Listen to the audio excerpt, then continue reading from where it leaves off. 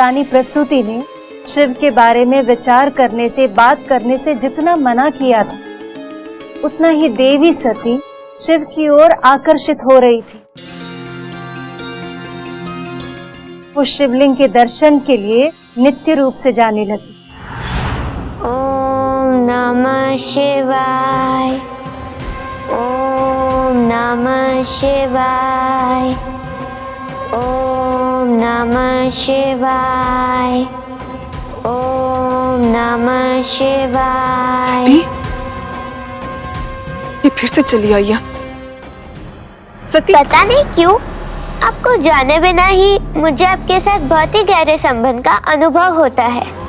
जब मैं आपके सामने नहीं होती, मैं ही नहीं होती। विचित्र से अधूरेपन का आभास होता है मुझे। पर जैसे ही मैं आपके दर्शन करती हूँ, मुझे अभूतपूर्व प्रसन्नता मिलती है महादेव। ये कैसा संबंध है इसका शिव के साथ? जितना हम इसे शिव से दूर रखने का प्रयास करते हैं, शिव के प्रति इसकी भक्ति उतनी ही बढ़ती चली जाती है। एक अलौकिक शक्ति आ जाती है मुझ में।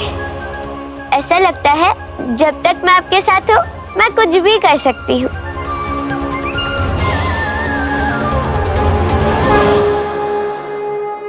ये कैसी परीक्षा ले रहे हैं नारायण? एक और मेरे पति, तो दूसरी ओर मेरी पुत्री। किसी एक को प्रसन्न करने का प्रयास करती हूँ तो दूसरे का हृदय टूट जाएगा। ऐसे में किसे चुनूंगी और कैसे?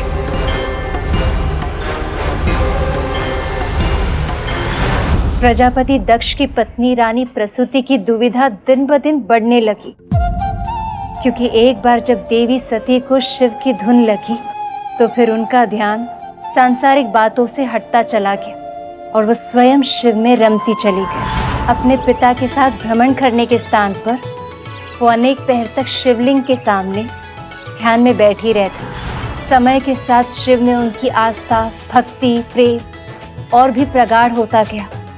जब शिव से दूर रहना असंभव हो गया तो उन्होंने अपने कक्ष में ही शिवलिंग की स्थापना कर दी। ओम नमः शिवाय।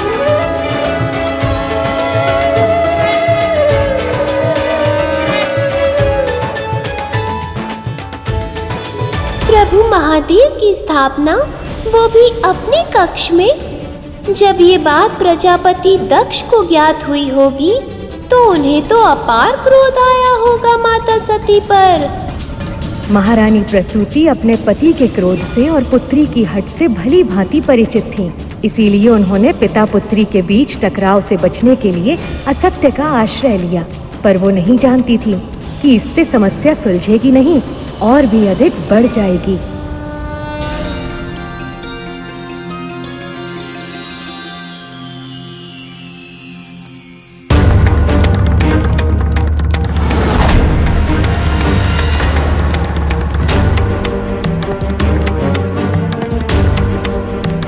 ओम नमः शिवाय,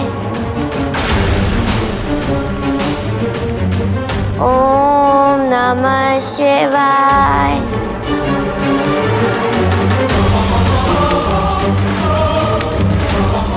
रुकिए महाराज, पुत्री से भेंट करने जा रहे हैं। वो सो चुकी है, आप जाएंगे तो उसकी नींद टूट जाएगी।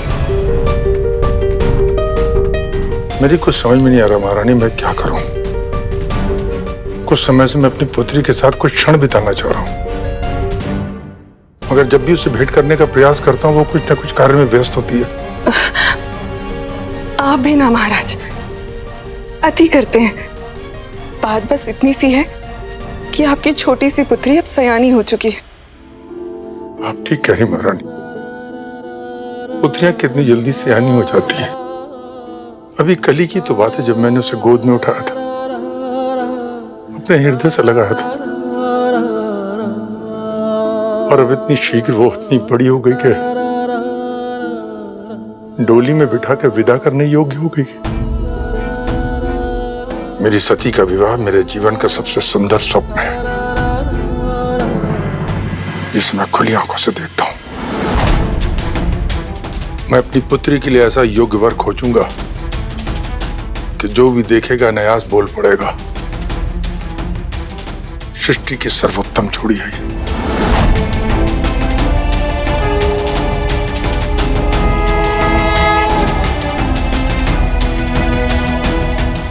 आप देखिएगा महारानी,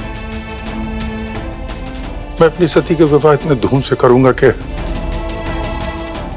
संसार कल्प के अंत तक सदैव स्मरण करेगा।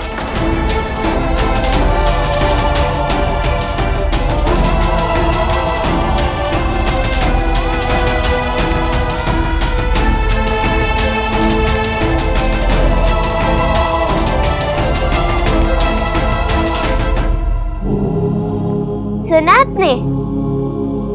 पिताजी अब मैं विवाह के बारे में सोचने लगे हैं। पर मेरे मंदिर के देवता तो सिर्फ आप ही हो। पति रूप में आपकी जो छवि मेरे कल्पना में है, उसे मैं सत्य बना दीजिए महादेव। रानी प्रसूति ने बहुत समय तक शिव के प्रति अपनी पुत्री की रुचि को छिपाए रखा, पर भक्ति का रंग इतना गहरा होता है कि छिपाए नहीं छिपता। और फिर एक दिन देवी सती के साथ कुछ ऐसा हुआ।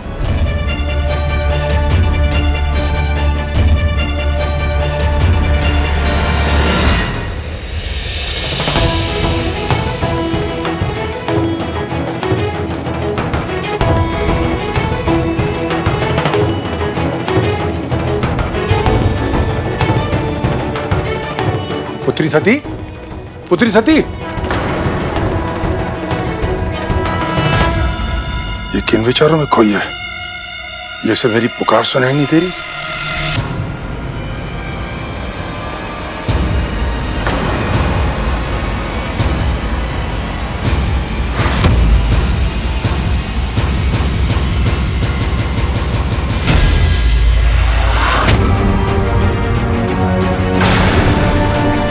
ये तो बेलपत्र है जो शिव को प्रिय है, परंतु ये मेरे महल में कैसे?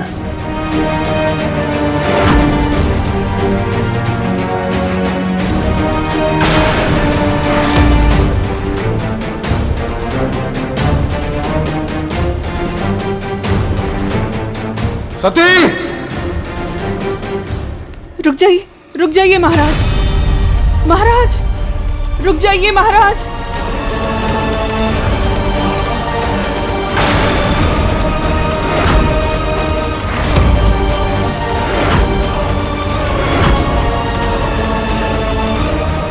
सती!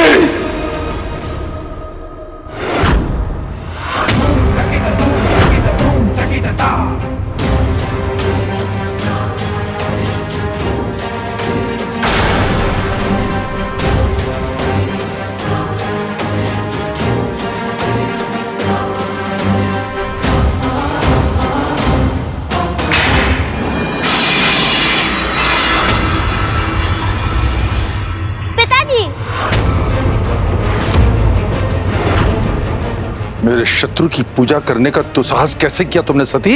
शत्रु? अवश्य आपको कोई भ्रम हुआ है पिताजी। मेरे शिव तो भोले हैं, बिना किसी भेदभाव के सबको अपना लेते हैं वो। तो फिर उनके साथ आपकी या किसी की भी शत्रुता कैसे हो सकती है पिताजी? क्या जानती हो तुम शिव के बारे में पुत्री? अवश्य किसी ने उल्टी सीधी कथाएं सुना के बहकाया है तुम्हें। किंतु मैं अपने महल में भक्ति और भगवान का अपमान सहन नहीं करूंगा। इस महल में केवल प्रभु श्री नारायण का वास होगा, किसी भस्म प्रेमी पशुपति का नहीं। समझी तुम? सेवकों,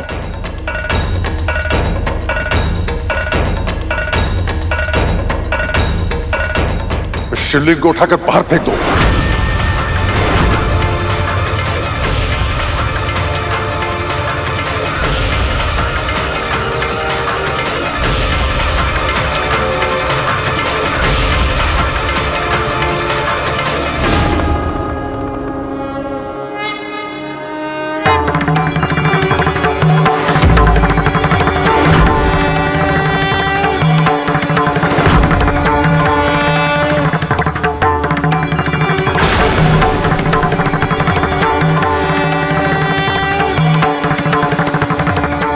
इतने सारे सेवक मिलकर भी जिस शिवलिंग को उठा तक नहीं पा रहे, उसे मेरी ये फूल सी कोमल पुत्री लाई कैसे थी यहाँ?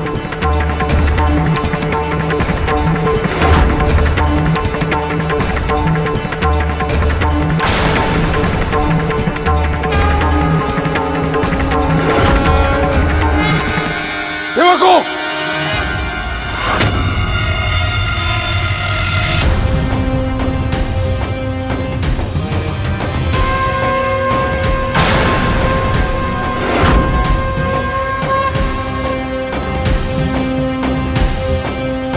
पिताजी, आप शिव को मुझसे दूर नहीं कर सकते।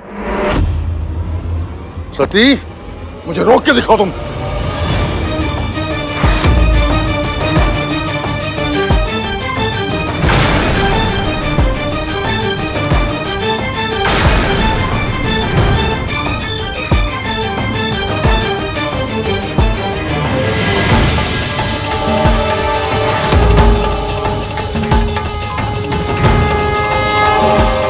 मुझे पूर्ण विश्वास है कि मेरे महादेव को मुझसे कोई अलग नहीं कर सकता। आपका प्रयास व्यर्थ है पिताजी। शिव स्थिरता का प्रतीक है। इनकी इच्छा के विरुद्ध ना तो कोई इन्हें कहीं ले जा सकता है और ना ही कहीं से हटा सकता है।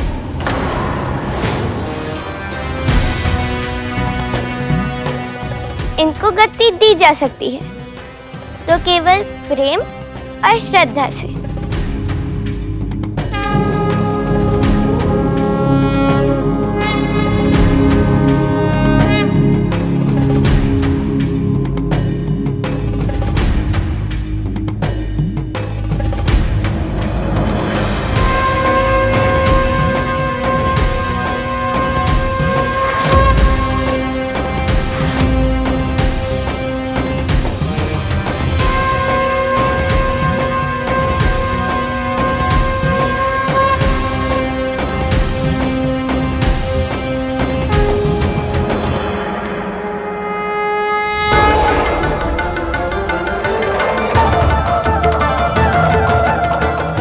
दुखी नहीं करना चाहती, इसलिए मैं इनको यहाँ से ले जा रही हूँ, पर मैं इनकी आराधना बंद नहीं करूँगी।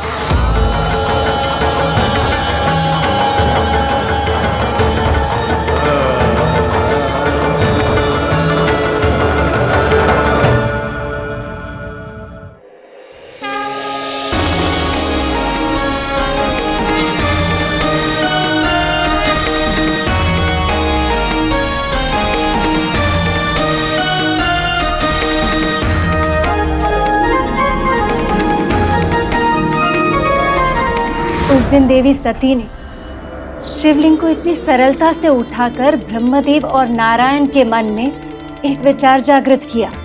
केवल देवी सती ही वो शक्ति है जो अपने भक्ति और प्रेम से महादेव के मन को झकझोर पाएगी। उन्हें साधना से बाहर लाकर सक्रिय कर पाएंगी और इसीलिए उन्होंने सती के मन में शिव को पति रूप में पाने के संकल्प को और भी अधिक दृढ़ कर दिया।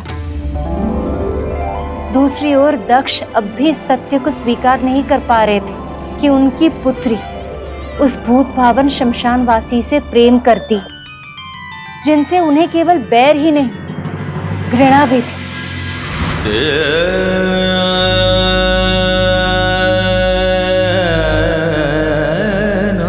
महाराज, कैसे महारानी? जिस पुत्री को मैंने अपने प्राणों से अधिक प्रेम किया,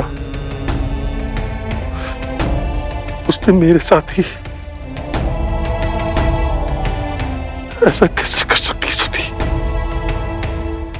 महाराज, मैं जानती हूँ शिव आपको तनिक भी नहीं सुहाते, किंतु एक बार सती की दृष्टि से शिव को देखने का प्रयास। असंभव!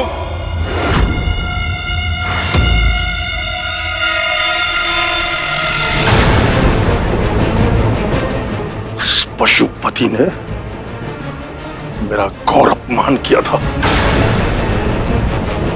और वो भी भरी सभा में। जीवन भर स्मरण रहेगा उसका वो दंड व्यवहार और अपना नाता। ये कैसा नाता है सती का शिव के साथ, जो उनके लिए अपने पिता का भी विरोध कर दिया इसने।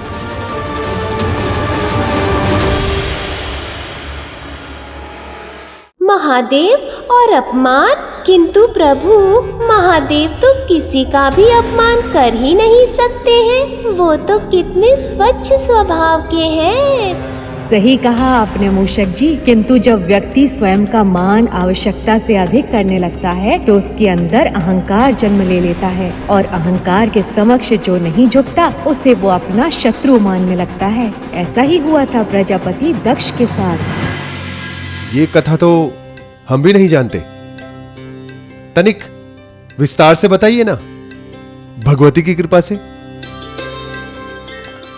ये देवी सती के जन्म से पहले की बात है। एक दिन प्रयाग में अनेक ऋषि, महर्षि, महात्मा, मुनि आदि ज्ञानी एकत्रित हुए। ज्ञानियों का सम्मान तो ईश्वर भी करते हैं, इसलिए ब्रह्मदेव और महादेव भी वहां पधारे।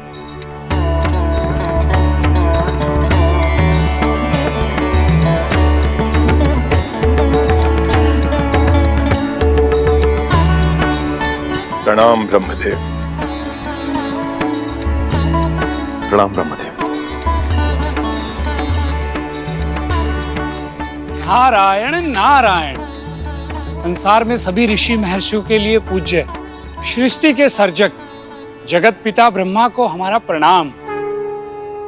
आप सभी का कल्याण हो।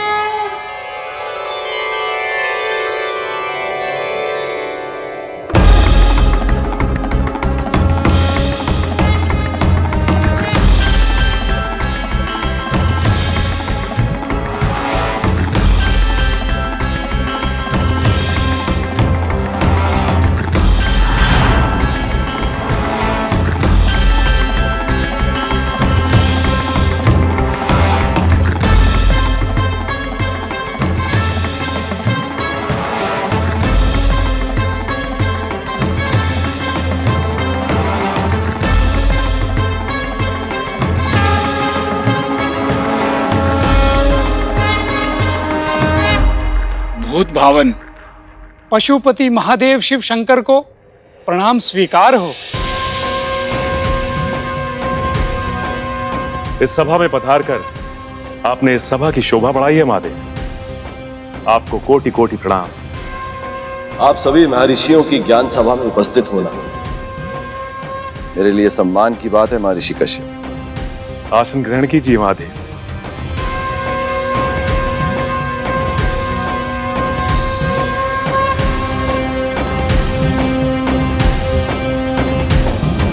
इस सभा को सबसे पहले संबोधित करने के लिए आपसे अधिक उपयुक्त कोई नहीं है महादेव।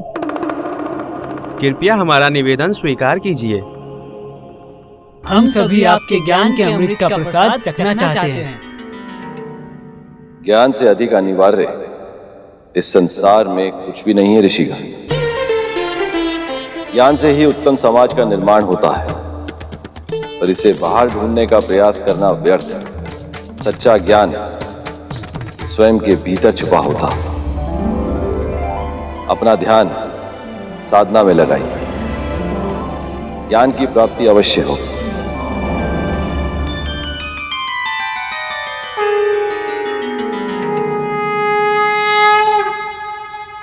ब्रह्मपुत्र, ब्रह्मांड के अधिपति प्रजापति महाराज दक्ष पधार रहे हैं।